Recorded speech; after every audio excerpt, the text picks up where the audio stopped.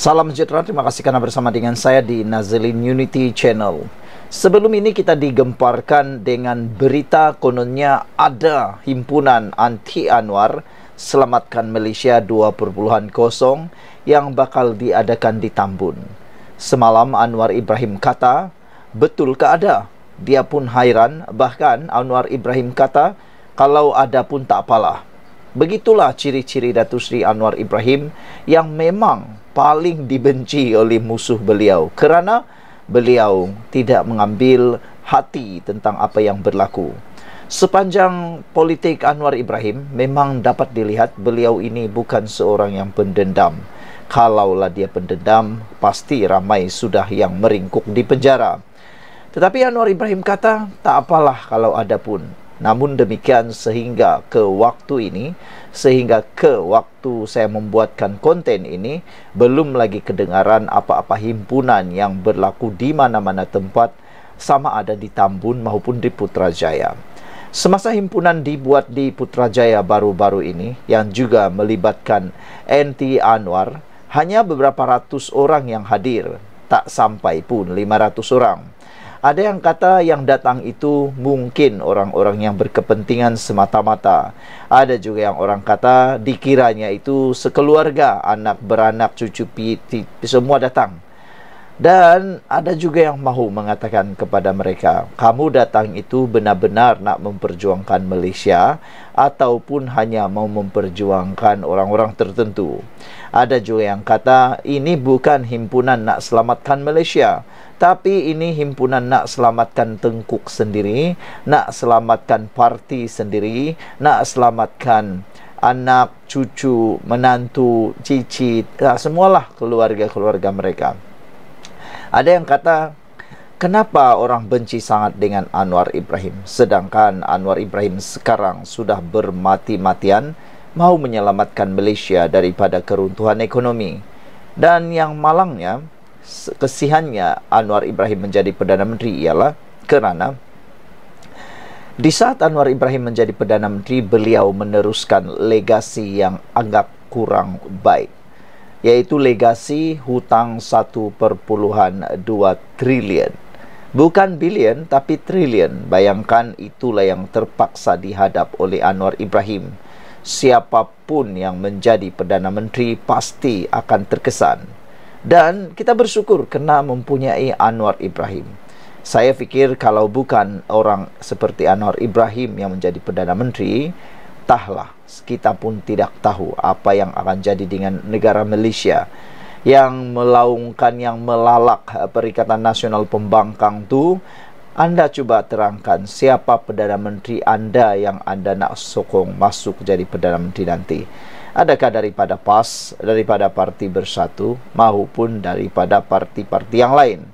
Adakah Muhyiddin boleh menjadikan negara ini sekali lagi gah seperti yang Anwar Ibrahim lakukan? Pada bulan Julai tahun ini, begitu banyaknya kemenangan demi kemenangan, pengiktirafan demi pengiktirafan diberikan kepada Malaysia. Namun saudara, saya rasa himpunan anti Anwar yang mau dibuat di Tambun itu mungkin dah anak tirikan atau tidak dilayan oleh rakyat, tiada yang menyertai, ataukah telah ditunda atau dibatalkan. Hal ini kerana semalam pihak berkuasa iaitu Polis Diraja Malaysia telah pun menyatakan bahawa himpunan itu tidak menepati syarat. Dengan kata yang lain, himpunan itu adalah himpunan yang haram. Pihak polis juga telah menyatakan bahawa jangan sesekali ikut, nanti anda dalam hidup yang bermasalah pula. Jadi, adakah himpunan Selamatkan Malaysia anti Anwar itu kini dibatalkan atau ditunda? Saya pun sebenarnya hairan apa yang mereka anti sangat dengan Anwar Ibrahim. Kalau Anwar Ibrahim ini pernah sakau duit rakyat, pernah curi duit rakyat, pernah terlibat dalam konflik melibatkan kewangan negara atau apa-apa sajalah, bolehlah anda mungkin anti dengan Anwar. Tapi tak tahulah bila ditanya mereka sebenarnya pun kurang tahu apa yang sebenarnya mereka anti kepada Anwar Ibrahim. Jadi kalau anda benar anti kepada Anwar Ibrahim, silalah tulis 1 hingga 5 senarai mengapa anda anti dengan Anwar. Kalau itu pun anda tidak boleh penuhi sebanyak 5 tu, berhentilah anti Anwar, kerana mungkin hanya mendatangkan dosa kepada anda semua. Jadi adakah benar himpunan anti Anwar dibatalkan? Kita jumpa lagi. Salam sejahtera, terima kasih kerana bersama dengan saya di Nazilin Unity Channel. Saya jamin isu paling panas semalam ini akan menarik perhatian anda semua. Ianya berkaitan dengan dapatan terbaru SPRM berkait dengan skandal. Wah, skandal apa? Skandal kapal perang Malaysia, yaitu kapal selam. Selama ini sudah hampir lama kita tak dengar cerita tentang isu kapal selam ini, yaitu Skropini. Wah, sejak kerajaan bertukar daripada kerajaan Perikatan Nasional, kerajaan pimpinan Ismail Sabri Yaakob, daripada Muhyiddin sampai Ismail Sabri Yaakob, cerita tentang kapal perang dan juga tentang kapal selam Skropini ini menjadi tular. Sejak akhir-akhir ini jarang sudah kita dengar. Rupa-rupanya itulah yang kita cakap, dalam diam bekerja.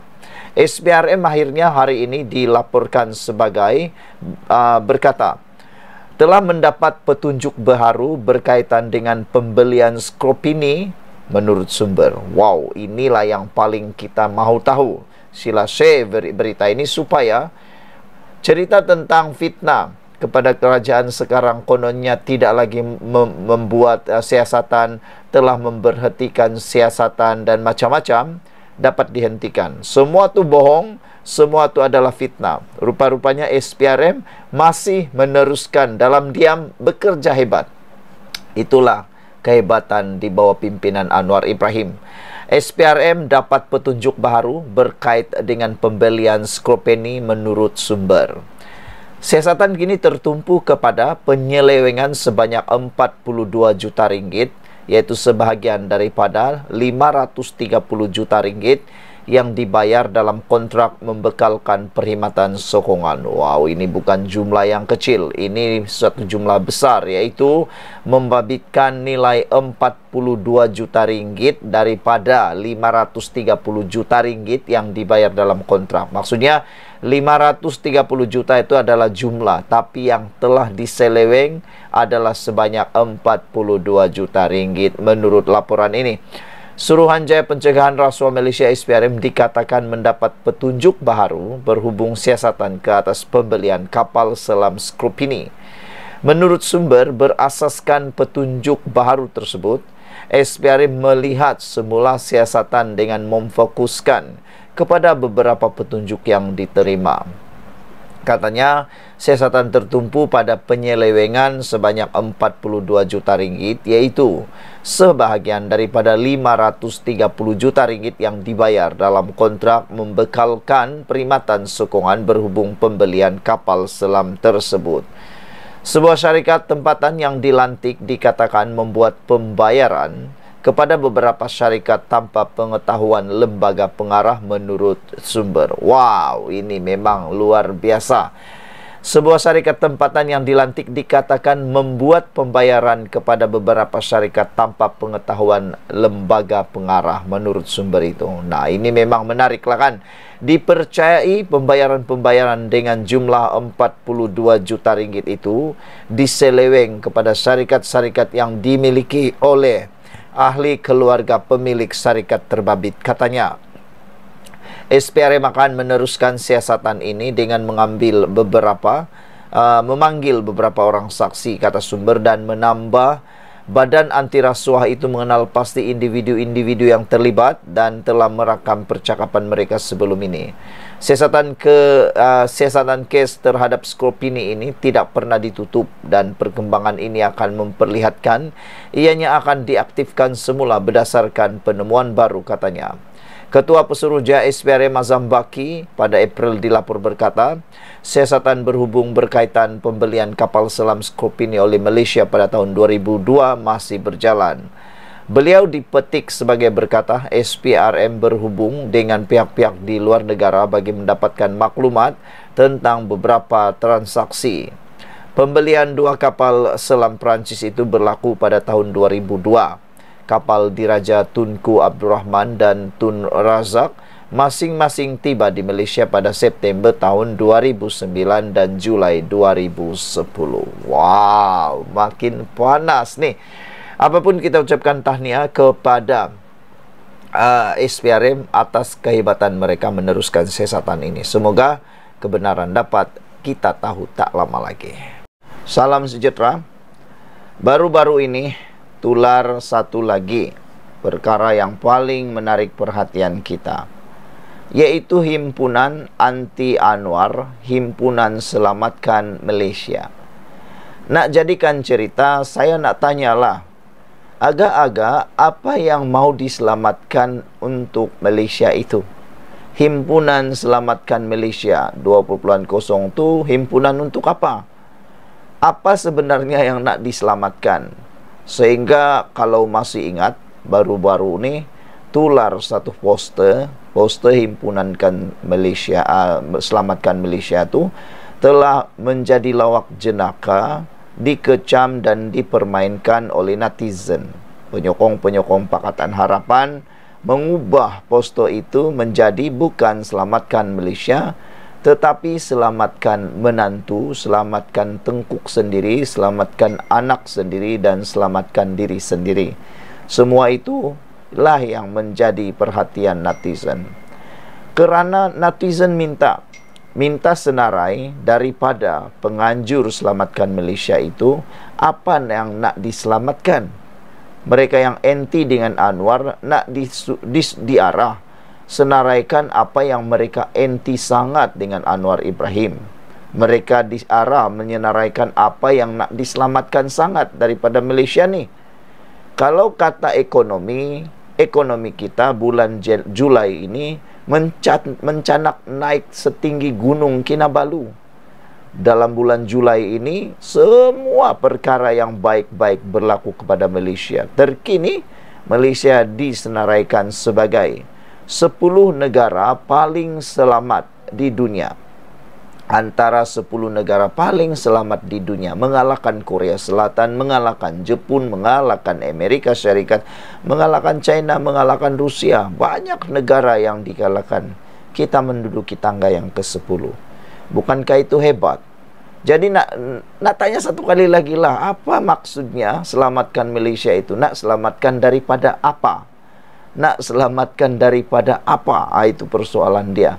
Kalau dulu ada Himpunan Selamatkan Malaysia, mungkin disebabkan oleh isu-isu seperti 1MDB dan sebagainya, seperti kebangkrapan, kerugian dan sebagainya.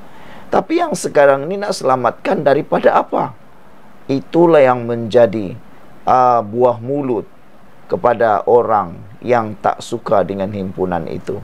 Tapi hari ini yang mengejutkan kita, apabila Anwar Ibrahim ditanya tentang himpunan haram Selamatkan Malaysia yang mahu dianjurkan di Parlimen Tambun, ini pula jawapan Anwar Ibrahim. Saya sangka dia mula takut seperti yang dikatakan oleh para penyokong Perikatan Nasional Pembangkang, walau mereka kata mungkin akan membuatkan Anwar Ibrahim menggelepur, takut, dan mungkin akan segera pulang ke Tambun untuk menyelamatkan kawasan Parlimen Tambun.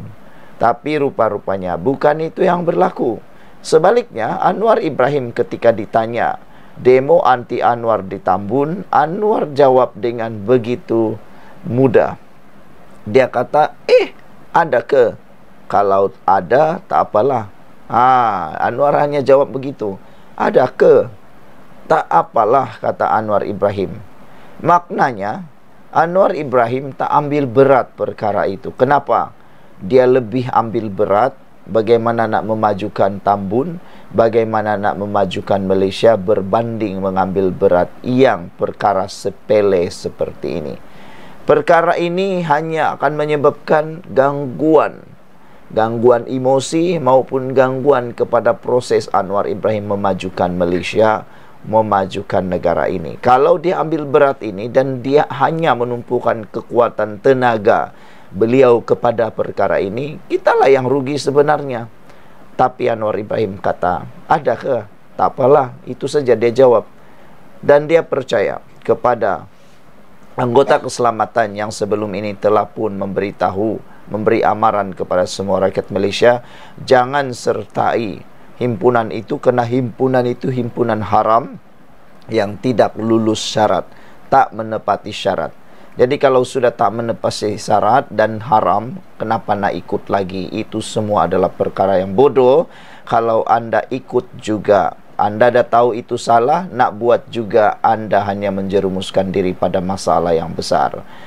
Demo anti Anwar ada ke? Tak apalah, kata Anwar Ibrahim. Satu himpunan dirancang untuk diadakan di Pejabat Ahli Parlimen Tambun oleh Sekretariat Selamatkan Malaysia 20.0 esok. Anwar ketika ditanya mengenai himpunan itu bagaimanapun tidak mengulas lanjut. Anwar hanya menjawab, adakah perhimpunan tu? Tak apalah, katanya kepada media selepas menunaikan solat Jumaat di Masjid Ibnu Masud di Keramat hari ini. Polis Perak memaklumkan himpunan yang dirancang diadakan di Pejabat Ahli Parlimen Tambun oleh Sekretariat Selamatkan Malaysia 20.0 esok tidak mematuhi syarat yang ditetapkan di bawah Akta Perhimpunan Aman tahun 2021. Jadi beliau kata, Ketua Polis Daerah Ipoh, Abang Zainal Abidin Abang Ahmad berkata pihaknya menerima pemakluman mengenai Himpunan Mahkamah Rakyat Hukum Anwar melalui penganjur pada Rabu lalu. Setelah disemak, didapati pemakluman ini tidak lengkap dan tidak mematuhi syarat-syarat yang ditetapkan di bawah Akta Perhimpunan Aman tahun 2012. Sekian dulu untuk kali ini. Jangan lupa tinggalkan komen anda dan jangan ikut himpunan 20.0 itu kerana ianya haram dan tidak diluluskan. Bye-bye.